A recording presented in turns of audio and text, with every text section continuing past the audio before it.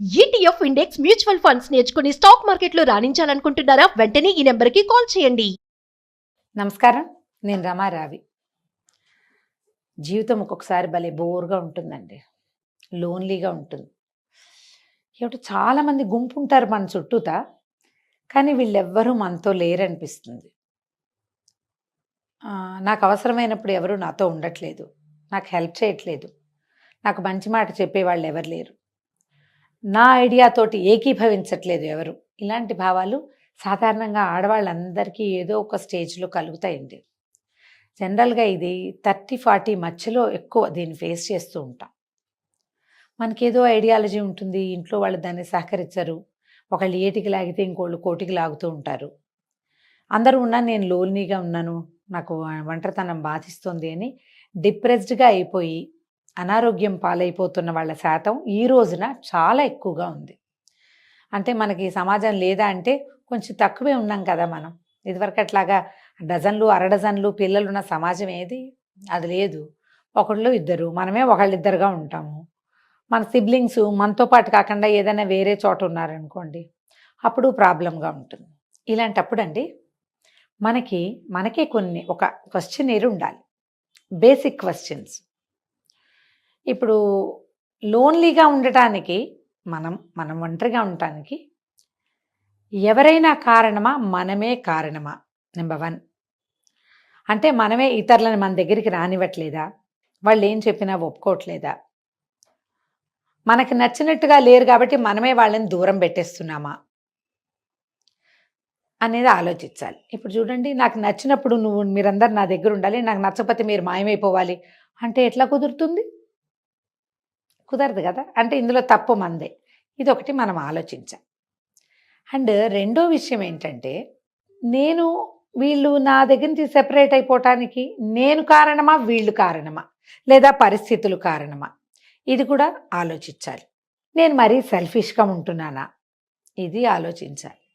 నాకేది నచ్చకపోవటానికి, నాకేది అన్ని ప్రాబ్లమ్స్గా కనిపించడానికి నాకేమైనా లోపల అనారోగ్యం ఉందా? శారీరకమా, మానసికమా? ఈ ప్రశ్నలు 4టికి కనుక మనకు ఆన్సర్లు వచ్చాయంటే మనమేం పెద్ద లోన్లీగా ఫీల్ అవ్వమండి. ఇప్పుడు మన కజిన్స్ అనుకుందాం, లేదా సిస్టర్స్, బ్రదర్స్, సిబ్లింగ్స్. జనరల్గా సిబ్లింగ్ రైవలరీ ఎక్కడ స్టార్ట్ అవుతుందండి? చిన్నప్పటి నుంచే మొదలవుతుంది మనకి. అన్నయ్యని బాగా చదివించారు, నన్ను చదివించలేదు. అన్నయ్య బర్త్డేలు బాగా చేశారు, నన్ను బాగా చేయలేదు. వాడికి మంచి అవకాశాలు వచ్చినాయి, నాకు రాలేదు. లేదా అక్కకి నచ్చిన పెళ్లి చేశారు, లేదా అక్కయ్యే అనుకుంటుంది, నాకేమో అరేంజ్డ్ మ్యారేజ్, చెల్లిదేమో దాని ఇష్టారాజ్యంగా దాన్ని లవ్ మ్యారేజ్ చేశారు, దాని మన్మాని నడుస్తుంది. అమ్మకో నాన్నకో అదంటే ఇష్టం, లేదా వాడంటే ఇష్టం. ఇలాంటి భావాలు ప్రతి ఇంట్లో 2 లేదా 3 పిల్లలు ఉన్న ప్రతి ఇంట్లోనూ ఉంటాయండి. లోపల ఎక్కడో ఉంటాయి. మధ్యలో మనం చుట్టాల వల్ల, ఫ్రెండ్స్ వల్ల ప్రొవోక్ చేయబడతాం. పక్కన క్లోజ్ సర్కిల్స్లో నీకైతే చేయలేదు, మీ అక్కయ్యకైతే చేశారు మీ ఫాదర్ వాళ్ళు, లేదా మీ చెల్లిని బాగా చూశారు. ఇలాంటివి. అక్కయ్యకేమో 21కి 22కి పెళ్లి చేస్తారు, చెల్లెలు 27, 28, 29, 30 వచ్చినా దాని ఇష్టారాజ్యంగా అది హాయిగా తిరుగుతుంటుంది, ఆ ఊరు ఈ ఊరు వెళ్ళిపోతుంది, అన్నీ చేసేస్తూ ఉంటుంది. ఏది కావాలంటే అది చేస్తుంది. చెల్లెలకి విపరీతమైన స్వాతంత్రం ఉంటుంది, అక్కయ్యలకి ఏ స్వాతంత్రం ఉండదు. పెద్ద పిల్లలకి విపరీతమైన కంట్రోల్ ఉంటుంది, రెండో వాళ్ళకి ఫ్రీడమ్ ఉంటుంది.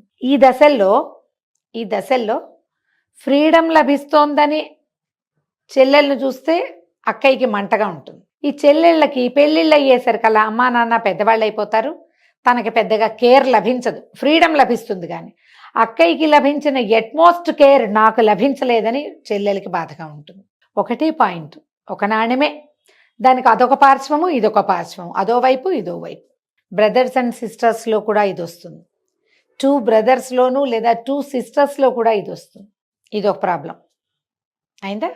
అక్కడి నుంచి ఫ్రెండ్స్లో ఒకళ్ళ బాయ్ ఫ్రెండ్స్ని ఒకళ్ళు లాగేసుకునే ప్రక్రియ, ఒకళ్ళ పరిచయాల్ని రెండో వాళ్ళు వాడేసుకునే ప్రక్రియ.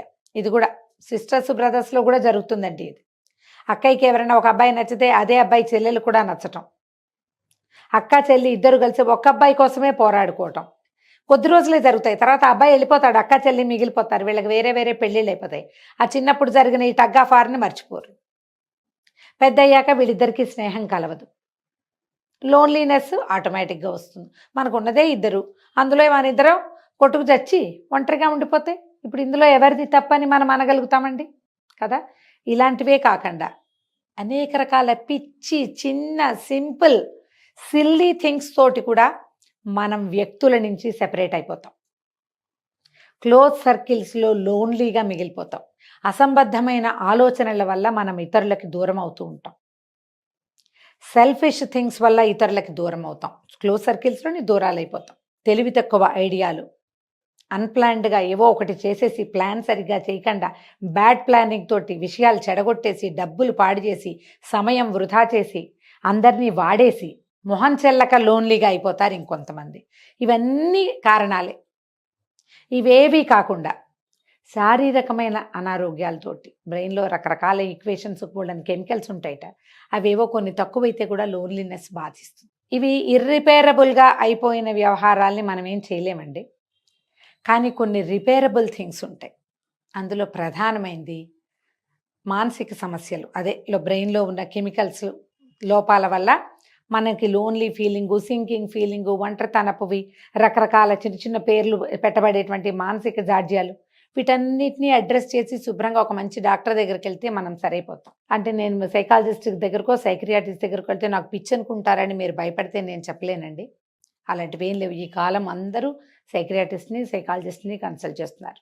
మీరు ఒక మంచి హోమియో డాక్టర్ని చూసినా మీకు వచ్చిన చిన్న చిన్న మానసికమైన అనారోగ్యాల్ని హ్యాపీగా అడ్రస్ చేయొచ్చు, చక్కగా తగ్గించుకోవచ్చు.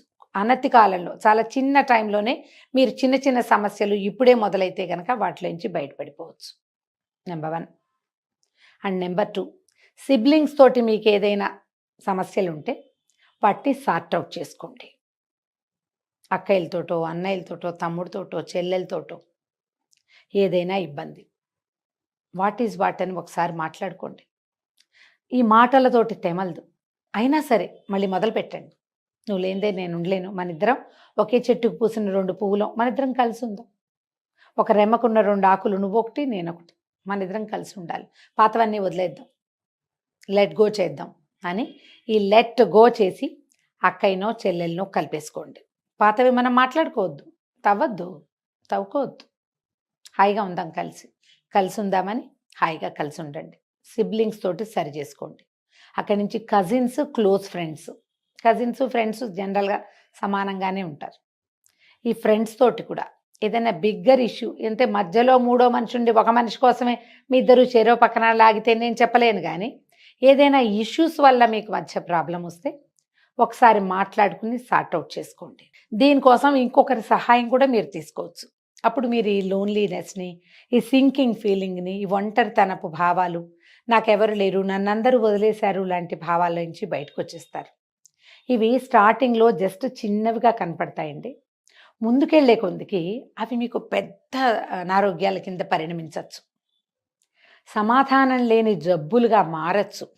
శారీరక మానసిక అనారోగ్యాలుగా కూడా పరిణమించవచ్చు. చాలా రకాల క్యాన్సర్లకి స్ట్రెస్ ఒక కారణమని ఇవాళ రేపు చదువుతున్నామండి. చాలామంది పెద్ద పెద్ద డాక్టర్లు రాసేటప్పుడు స్ట్రెస్ రిలేటెడ్ ఇష్యూస్ అని రాస్తున్నారు. ఈ స్ట్రెస్లో ప్రధానమైంది లోన్లీనెస్. లోపలిది చెప్పుకోలేకపోవటము, చెప్పుకునేందుకు మనుషులు లేకపోవటము, ఉన్న వాళ్ళని మనమే చెడగొట్టుకోవటము. ఎందుకు చేయాలి? దాన్ని ఎందుకు సరి చేసుకోకూడదు? మనం దానికోసం ఎందుకు ప్రయత్నం చేయకూడదు? మనం డాక్టర్ దగ్గరికి వెళ్ళి ట్రై చేస్తాం. ఏదైనా కొత్త ఊరు వెళ్ళామనుకోండి, 4 రోడ్లు తిరిగి మనకేమేం కావాలి, మనకు కావాల్సిన వస్తువులు ఎక్కడ దొరుకుతాయో ఎక్స్ప్లోర్ చేస్తాం కదా. అలాగే జీవితం కోసం ఇలాంటిది చేయాలి. దీని మీద ఆలోచించండి. మీరు కాదు, మీ తోబుట్టువులో, మీ తోటివారో, మీ కొలీగ్సో, మీ ఫ్రెండ్సో, మీ చుట్టుపక్కల క్లోజ్గా ఉండే కలోనియల్ కజిన్స్ అయినా సరే ఇలాంటి బాధల్లో ఉన్నారు అంటే వాళ్ళని బయటికి లాగడానికి ట్రై చేయండి.